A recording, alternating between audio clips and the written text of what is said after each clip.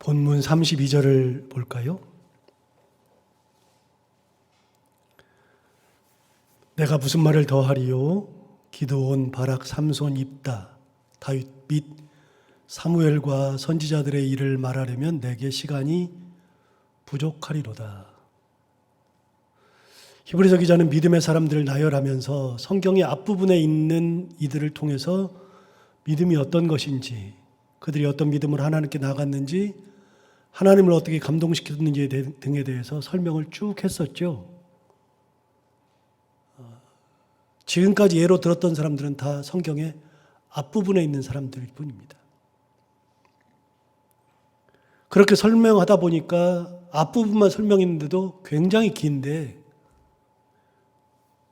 그래서 더 이상 예를 들 필요가 없다 생각을 한 것 같습니다. 사실 더 많은 예들이 얼마든지 있습니다. 믿음의 사람들이라고 하는 예를 들었던 그들뿐만이 아니고요. 그래서 32절에 말하는 겁니다. 내가 무슨 말을 더하리요? 더 할 수는 있지만 그렇게 하려면 시간이 부족하다. 특별히 그렇게 할 필요도 없다. 이렇게 이야기하는 겁니다. 실제가 그렇습니다. 여러분, 그 다음에 내가 무슨 말을 더하리요 한 다음에 뭐라고 했냐면 기드온, 바락, 삼손, 입다, 다윗, 사무엘, 선지자들의 일, 이 많은 사람들의 이야기를 하게 되면 시간이 부족하다 이야기할 정도니까요. 기드온의 믿음이나 바락의 믿음이나 삼손의 믿음, 입다의 믿음, 다윗과 사무엘과 선지자들의 믿음을 어떻게 다 말할 수 있겠습니까? 이렇게 예로 든다면 이것은 편지가 아니라 아주 두꺼운 책이 되어야만 할 겁니다. 그런데 여러분, 히브리서 기자가 말한 기드온이나 바락이나 삼손, 입다, 다윗, 사무엘 그리고 선지자들, 그 예만 있는 건가요? 제가 생각하기에 이들 외에도 참 많은 이들이 있습니다. 예를 들면 여호수아, 갈렙, 드보라, 나오미, 룻, 한나, 요나단, 스룹바벨, 에스라, 느헤미야, 에스더 등등 얼마든지 있습니다. 그러고 보니까 믿음의 사람들이 참 많이 있습니다. 그런데 여러분, 제가 지금까지 들었던 예도 전부 다 구약 사람들입니다. 신약의 예는 하나도 들지 않았습니다. 신약 시대에도 이런 사람들은 얼마든지 있습니다. 베드로를 비롯해서 사도들, 예수님의 친동생 중에 야고보와 유다, 바나바, 사도 바울과 같은 분, 마가, 누가, 실라, 아굴라와 브리스길라, 디모데, 디도, 에바브라, 디도, 아리마대 요셉, 구레네 시몬, 빌레몬, 오네시모, 더디오 등등 이 외에도 너무나도 많습니다. 사실 제가 들었던 이런 예들 외에도 얼마든지 있죠. 저마저도 그들을 다 열거해서 이 사람들이 믿음의 삶을 살았다 이야기하는 것이 무의미할 정도로 많습니다. 그러니까 히브리서 기자가 말하는 것이 이해가 됩니다. 그런 것들을 하나하나 다 말하자면 시간이 부족할 정도입니다. 그만큼 믿음의 길을 갔었던 우리의 선조들이 참 많죠. 그들은 모두 어느 시대를 살았건 어떤 상황 속에 살았건 자신만의 믿음으로 살아갔던 믿음의 사람들이었습니다. 여러분, 제가 지금 의도적으로 자신만의 믿음이라고 하는 표현을 썼습니다. 그건 좀 이따 계속 얘기하기로 하고요. 그런데 저는 바로 이 부분에서 여러 생각이 들었습니다. 먼저는 여러분, 성경에 나오는 인물들만 믿음의 사람들이었을까요? 성경에 나오지 않는 분들은 믿음의 사람들이 없었을까요? 성경 이외의 사람들도 믿음의 삶을 살았던 사람들이 얼마든지 있을 겁니다. 우리가 알고 있는 분들이 많이 있습니다. 초대교회의 사람들, 중세의 사람들, 근대의 사람들, 바로 전의 사람들까지도 얼마든지 있습니다. 그런데 그들만 있는 것이 아니라 지금 현재 예배를 드리고 있는 우리는 안 그런가요? 우리는 믿음의 사람들이 아닌가요? 우리들은 믿음의 삶을 살지 않고 있는 걸까요? 우리 역시 믿음의 삶을 살고 있습니다. 자기만의 믿음으로 살았다고 말씀드렸습니다. 어떤 상황이건 어떤 처지건 자기만의 믿음으로 살았는데 우리도 역시 그들과 상황과 처지는 다르지만 우리도 역시 우리들만의 믿음으로 하나님 앞에서 살아가고 있는 것이 분명합니다. 여러분, 우리는 믿음 그러면 엄청나게 생각하는데요. 믿음은 엄청난 게 아닙니다. 믿음이라고 하는 것은 하나님을 바라보면서 살아가는 것이 믿음입니다. 어떤 처지와 환경과 상관없이 내가 하나님을 바라보고 살아간다. 그런 속에서도 하나님을 바라보면서 어려움을 이겨내고 고난을 극복하고 사람들을 사랑하고 이웃을 섬기며 나누며 살아가는 것 자체가 다 믿음입니다. 여러분, 믿음이라고 하는 것은 사자굴에 들어가야만 믿음이 있는 게 아니고요. 불 속에 들어가야만 믿음이 있는 것이 아니고요. 또 고난과 핍박을 엄청나게 받아야만 믿음이 있는 것이 결코 아닙니다. 그들은 그런 환경 속에서 살았기 때문에 그렇게 한 겁니다.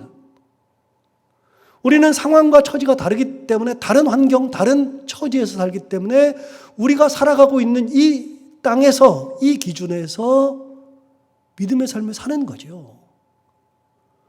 그러니까 여러분, 우리가 믿음 그러면 엄청난 거, 대단한 거, 뭐 사자굴에 들어가야만 하는 것처럼 생각하지만 결코 그런 것이 아닙니다. 그래서 여러분, 어떤 일을 놓고 어떤 분들은 그거 뭐 별거 아니네, 그런 분들이 있는가 하면 어떤 분은 야 진짜 엄청나네 라고 말할 수 있습니다. 자기의 처지가 다르기 때문에, 자기 믿음의 분량도 다르기 때문에. 동일한 사건에 대해서 달리 판단하는 것은 믿음이라고 하는 것이 크고 작은 것이 없기 때문에 그렇습니다. 기준이 없기 때문에 그렇습니다. 기준이라고 하는 것이 사자굴이 기준이면 사자굴에 안 들어가면 믿음이 없는 거죠. 근데 그게 믿음이 아니에요. 믿음의 기준은 사자굴이 기준이 아니에요. 믿음의 기준은 하나님을 바라보고 사는 것이 믿음의 기준입니다.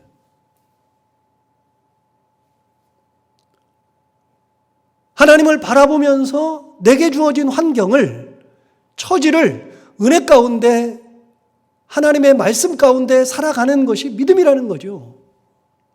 가정에 문제가 생겼을 때, 자녀들이 기도할 문제가 있을 때, 사업장에 문제가 있을 때, 건강에 문제가 있을 때, 기도하는 것들이 이루어지지 않고 있을 때, 큰 일을 앞두고 있을 때, 그때 하나님을 바라보고 하나님의 말씀 가운데서 살아가는 것,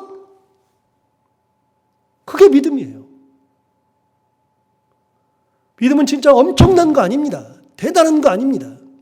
우리 모두도 다 그렇게 살아갑니다. 기준은 단순합니다. 하나님을 바라보면서 살아가는 거, 이게 믿음이죠. 이거 외에 다른 기준이 없습니다. 그래서 히브리서 기자가 예로 들었던 그 사람들만 믿음의 삶을 살았던 것이 아니고요. 우리도 살고 있다는 거 기억해야 합니다.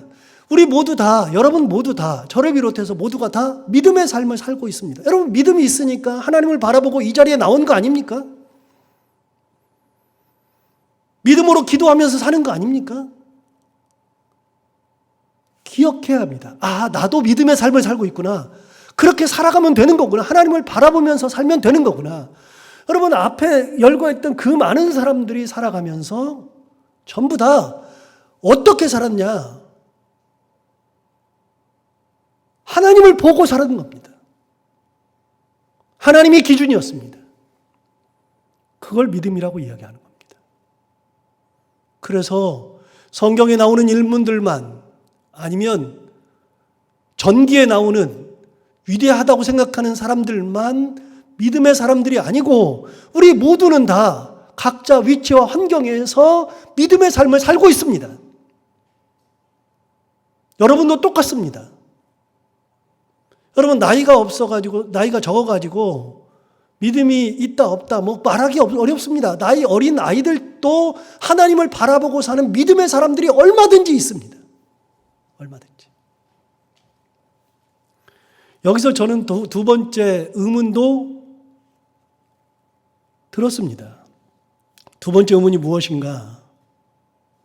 두 번째 의문은 그들의 삶의 자리, 삶의 정황이 달랐을 텐데 어떻게 그 삶의 자리에서 믿음을 보이며 살았을까 하는 점이죠. 여러분, 똑같을 수 없잖아요. 우리는 삶의 자리가 다 다르잖아요. 같은 삶의 자리가 없잖아요. 누구나 다 삶의 자리가 다 다릅니다. 가정의 환경이 다르고요. 내가 일하는 직장이 다르고요. 내가 처해 있는 환경이 다 다르죠. 삶의 자리가 다 다릅니다. 어떤 사람은 건강에 문제가 있어가지고 건강 때문에 염려하면서 기도하면서 살아가는 그런 삶의 자리가 있는가 하면요. 어떤 사람은 직장에서 치열하게 싸우면서 살아가는 그런 삶의 자리가 있고요. 어떤 사람은 자녀들의 문제 때문에 고민하는 분들이 있는가 하면요. 어떤 분들은 반대로 부모님 때문에 눈물 흘리는 그런 사람들도 있고요.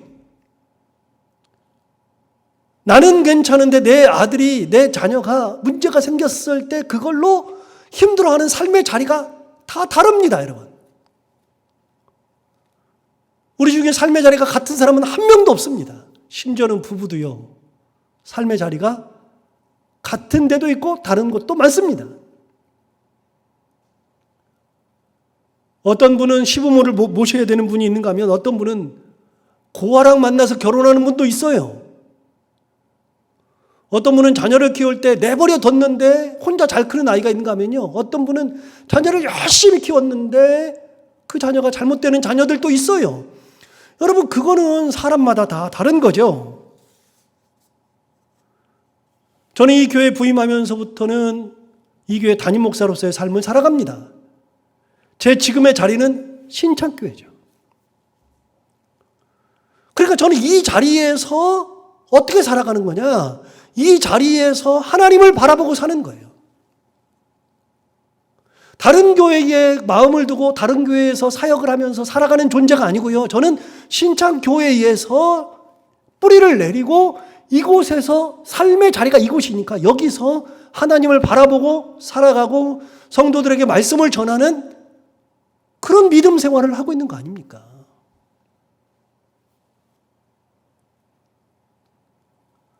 여러분, 우리가 삶의 자리가 다르다는 것을 기억해야 합니다.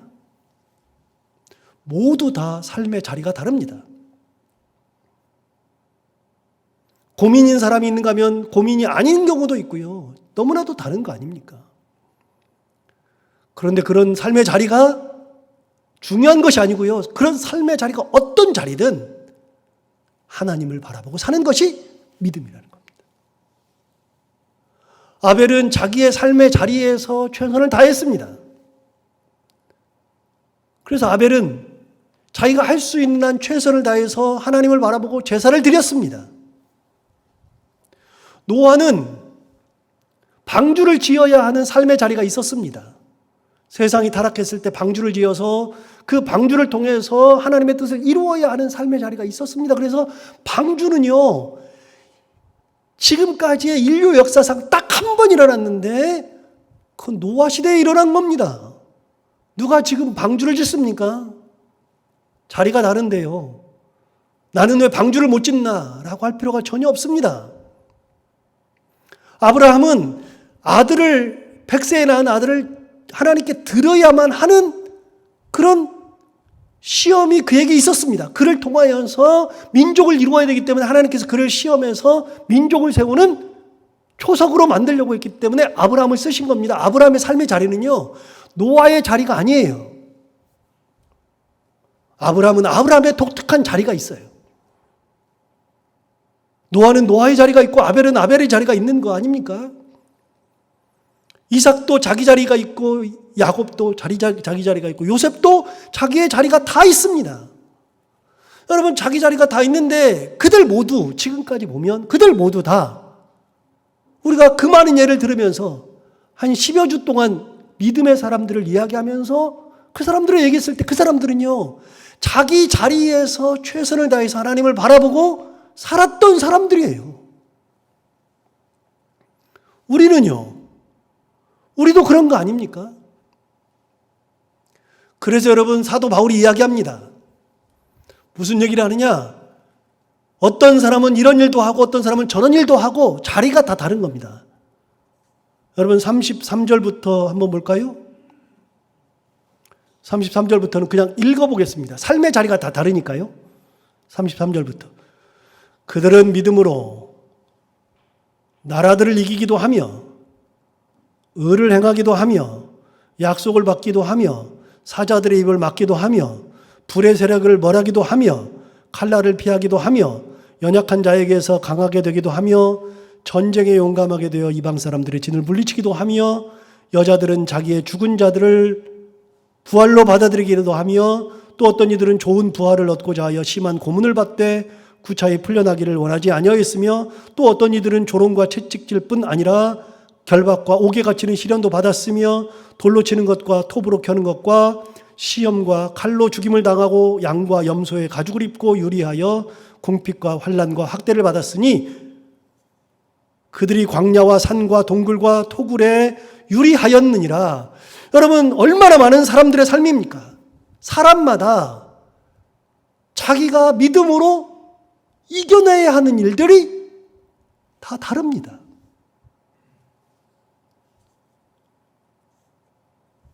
그래서 그들은 자기들의 처한 환경, 자기 처지에서 자기가 할 수 있는 최선의 믿음을 살았는데 그들의 처지가 나라를 이기는 거였다면 나라를 이기기도 해야 했고 사자들의 입을 막아야 한다면 그렇게 사자들의 입을 막는 믿음을 가지면서 하나님을 바라보았고 불 속으로 던져지는 삶을 살아야 했던 이들은 그렇게 불 속으로 던져지기도 했고 고문을 받아야 했던 이들은 고문을 당당하게 받으면서도 구차히 풀려나기를 원하지 않았고 조롱과 채찍을 받았던 이들과 결박과 옥에 갇히는 시련을 겪었던 이들 사람마다 다 다르게 그렇게 자기의 믿음을 지키고 살아갔던 겁니다. 그 사람의 믿음이 있고 내 믿음이 따로 있는 겁니다. 내가 지금 처한 환경에서의 믿음, 처지에서의 믿음, 내 삶의 자리에서의 믿음이 따로 있는 거죠. 돌로 맞아 죽을 뻔한 사도도 있었고 톱에 썰려서 죽었던 사람도 있습니다. 오늘 본문에 나오지 않습니까? 톱에 썰려서 죽은 사람. 이사야가 그렇게 죽었습니다. 여기 본문에는 나오지 않지만요. 피부가 벗겨져서 죽은 사도도 있습니다. 그 많은 이들이 그렇게 했습니다. 양과 염소의 가죽을 뒤집어 쓰고 동굴과 토굴에 유리하면서 그렇게 지냈던 일도 있어요. 그들은 그 자리에서 그렇게 한 거예요. 내 믿음을 가지고서 내가 처한 환경을 이겨내면서 살았던 거예요. 대단하죠. 분명한 것은 그들은 자기가 처한 환경을 탓하지 않았고. 여러분 사람마다 고난과 역경이 다 다르고요. 하나님께 주시는 복도 다 다른 거예요. 저 사람은 저런 복을 줬니? 왜 저런 복을 줘? 그러지만 나는 왜 저 사람을 보면서 저런 복 줘? 그러지 말고요. 내게 주신 복이 무엇인지를 생각해 봐야죠. 하나님이 나에게 주신 독특한 복이 있는 거예요. 특별한 복이 있는 거죠. 반대로 저 사람은 저런 어려움을 당하고 고난 속에 있을 때에 나는 그런 고난과 역경이 없잖아요.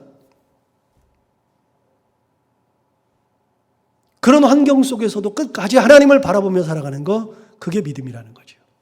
그래서 여러분 아까 읽었던 33절을 다시 한번 읽어볼까요? 그들은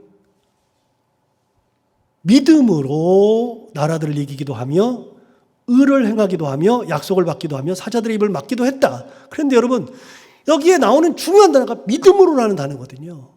제가 다시 읽어보겠습니다. 이 본문을 다시 읽어보겠습니다. 여러분 이렇게 읽을 겁니다. 어떤 이는 믿음으로 나라들을 이기기도 하며 어떤 이는 믿음으로 의를 행하기도 하며 어떤 이는 믿음으로 약속을 받기도 하며 어떤 이는 믿음으로 사자들의 입을 막기도 했다. 전부 다 믿음으로 한 겁니다.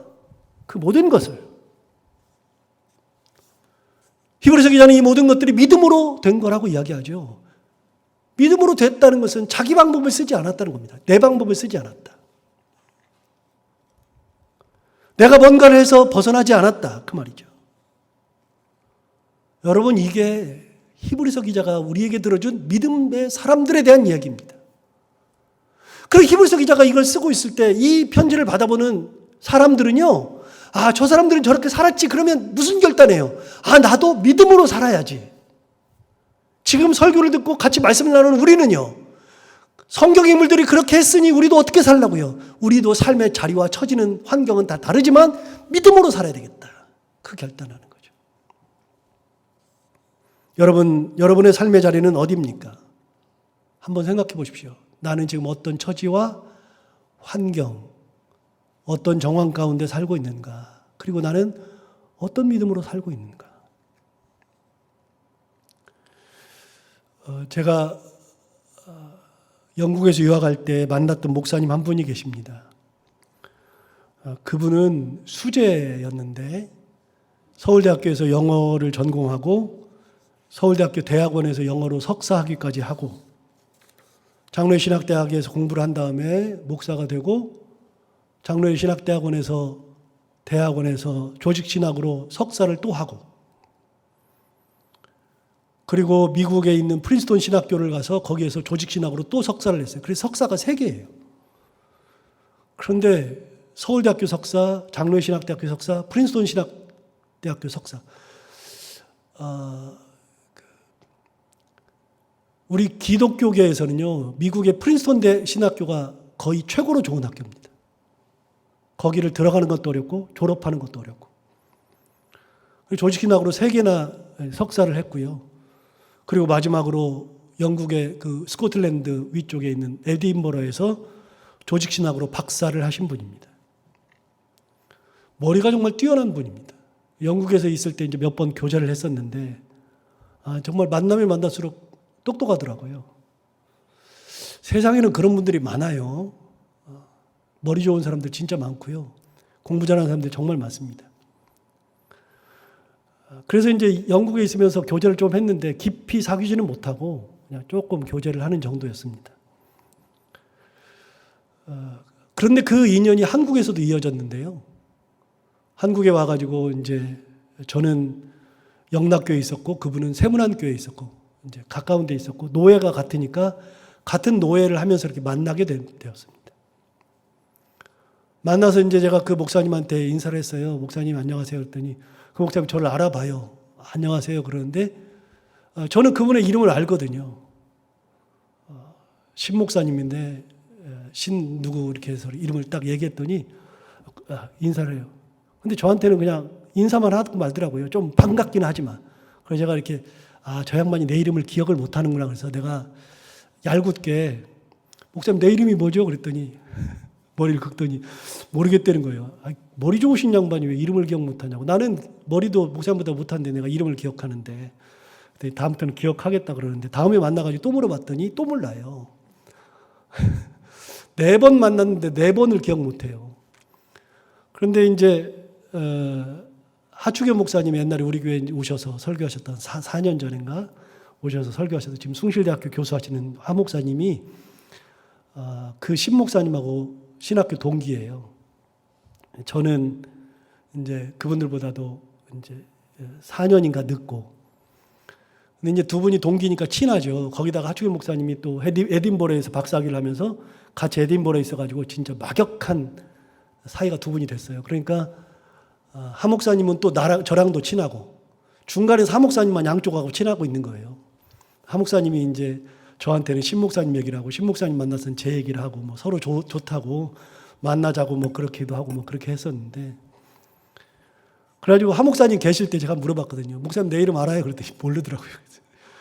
이분은 이름 기억을 못하냐고 그랬었는데 기억한다 그러더니 5번째는 기억을 하시더라고요. 근데 그게 이제 제가 오늘 얘기를 하고 싶어서 하는 얘기가 아니고 이분이 이제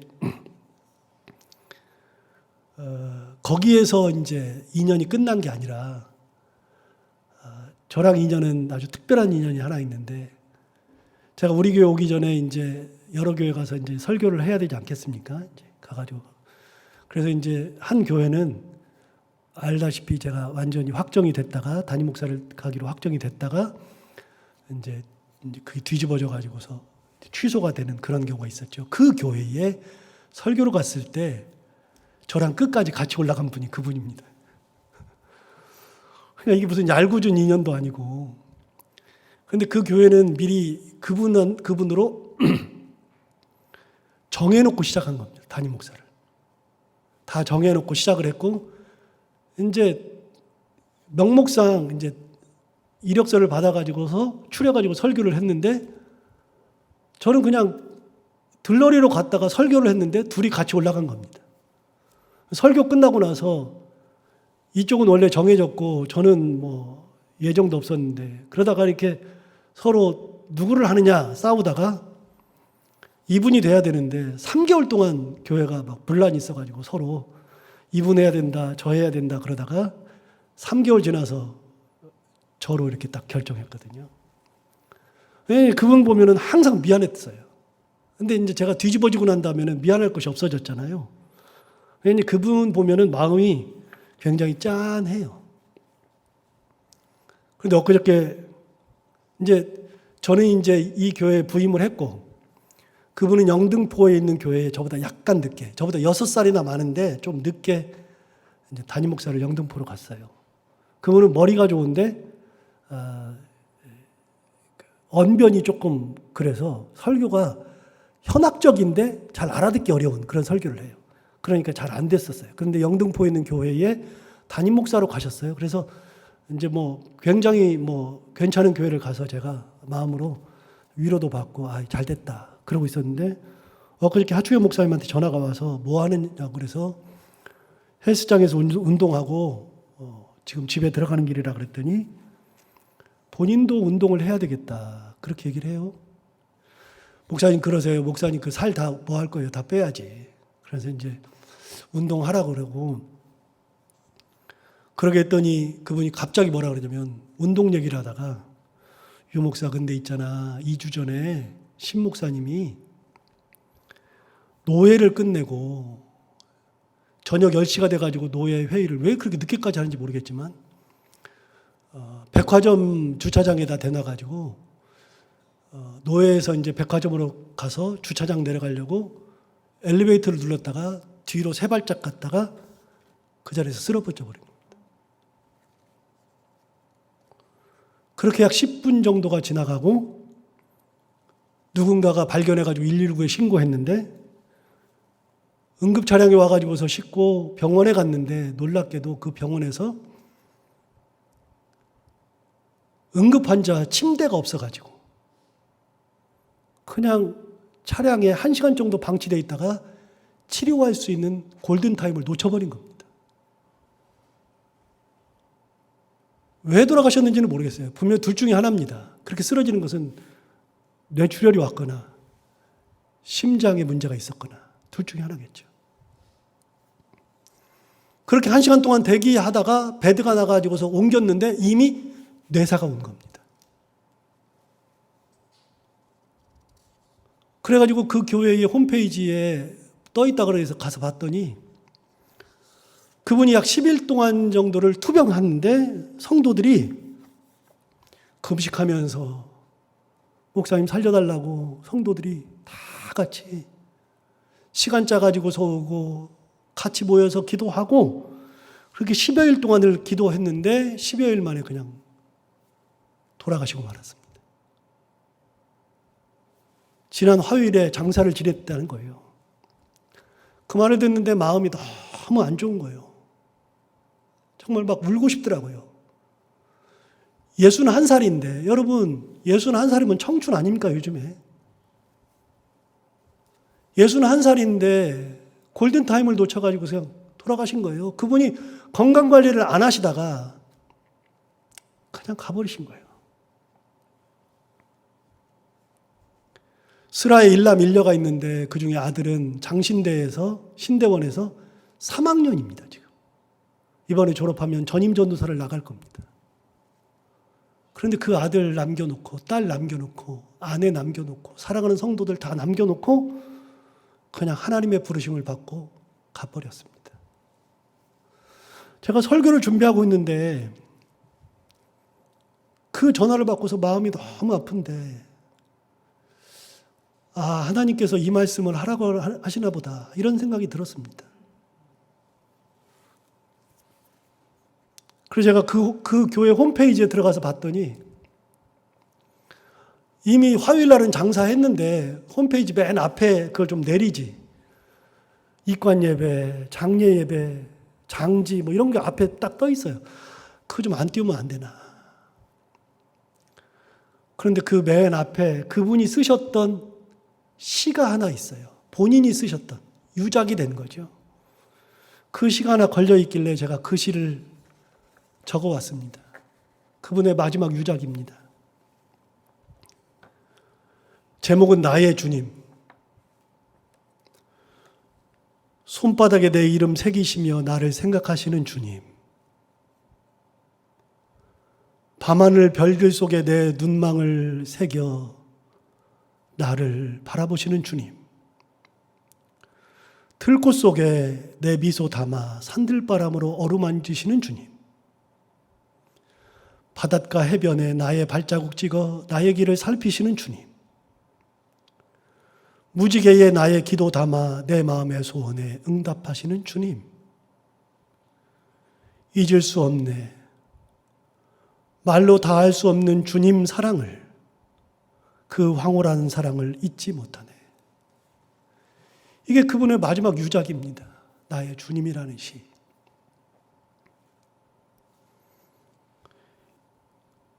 그리고 그분이 맨 마지막에 무슨 설교하셨나. 설교를 쫓아가 봤더니 3주 전에 하셨던 설교가 시편 34편과 이사야 61장 1절부터 3절까지를 본문으로 해서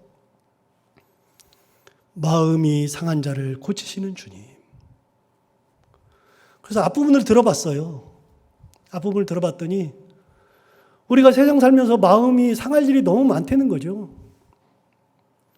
힘든 일도 많고 고난도 많고 그래서 마음이 상할 일이 너무 많은데 처음에 실망하지 말래요. 하나님께서 마음이 상하면 만지시고 고쳐주신다는 거예요. 그게 그분의 유작 설교입니다. 여러분, 사람이 한평생을 사는데, 우리가 이 땅 한평생 사는데 길지 않은 인생 살아갑니다. 그런데 어떤 형편으로 살아가든지 간에 내게 주어진 환경과 처지에서 눈물 흘리고 괴로워하고 힘들게 사는 것 하나님께서 원하시는 게 아니고요. 하나님은 우리를 사랑하시고 우리에게 가장 좋은 길을 주시기를 원하시는데, 여러분, 우리가 이 땅 살아가면서 믿음의 사람들이라고 하는 것을 쭉 보면서 그들이 자기 나름대로의 삶을 충실히 살았던 거예요. 사자르에 들어갈 사람이 어디가 있어요, 세상에. 맞고 살고 싶은 사람이 어디가 있냐고요. 톱으로 쓸려서 죽고 싶은 사람이 어디 있냐고요. 가난과 궁핍에 그렇게 살고 싶은 사람이 세상에 어디가 있어요. 그런데 그런 환경이 주어진다 그래도 하나님 바라보고 사는 거예요. 그래서 제가 그분 인터넷에 들어가가지고서 그분에 대해서 사람들이 뭐라고 하나 봤어요. 그랬더니 어떤 분이 글을 하나 올렸는데 권사님 같아요. 근데 그분이 산본에서 있다가 영등포로 이사가면서 그 교회를 출석하게 된 것 같아요. 그분이 신방 오셔가지고 해줬던 얘기를 쭉 해요. 정말. 근데 그걸 보면서 나는 이분보다 더 살갑게 잘하겠다 이런 생각이 들지만, 근데 그것이 그분한테는 위로가 되었던 거예요. 가만히 보니까 이분은 마지막 설교에서도 그렇고 시에서도 그렇고 신방을 가서도 그렇고 자기에게 주어진 삶을 믿음으로 충실히 잘 사는 거 아닙니까? 여러분, 우리가 뭐 거창하게 얼마나 잘합니까? 대단한 것을 합니까? 안 그래요. 대단한 거 없어요. 하나님 바라보면서 믿음으로 사는 겁니다. 이 땅 주어진 삶이 언제인지 모르는데, 언제 갈지 모르는데, 이 땅 살면서 하나님 바라보면서 은혜 가운데 살다가 가는 거, 그래서 성경에 내 이름은 나오지 않고 책에도 내 이름은 나오지 않지만 하나님께서 나를 보시고 그래 잘했다 하시면 되는 거 아닙니까? 여러분 믿음은 자기의 환경과 처지에서 하나님을 끝까지 바라보는 겁니다. 오늘 히브리서 기자가 이런 얘기 저런 얘기를 통해서 우리에게 이야기를 하고 싶었던 것 같습니다. 우리도 그런 믿음을 가지고 하나님을 바라보면서 살아가는 믿음의 사람들이 다 되기를 바랍니다. 기도하겠습니다. 하나님 아버지, 믿음의 시리즈를 이렇게 잘 나눌 수 있도록 은혜 주셔서 감사합니다. 어떤 처지와 환경이든 끝까지 하나님을 바라보며 은혜 가운데 살았고 하나님의 말씀 가운데 살았던 믿음의 사람들처럼 우리들도 끝까지 하나님을 바라보며 믿음으로 살아가는 그런 신앙생활하는 저희들이 다 되게 하여 주옵소서. 한평생 살아가는 동안 하나님만 의지하고 하나님의 말씀만 따라가며 살아갈 수 있는 저희들이 되게 하여 주옵소서. 예수님 이름으로 기도하옵나이다. 아멘.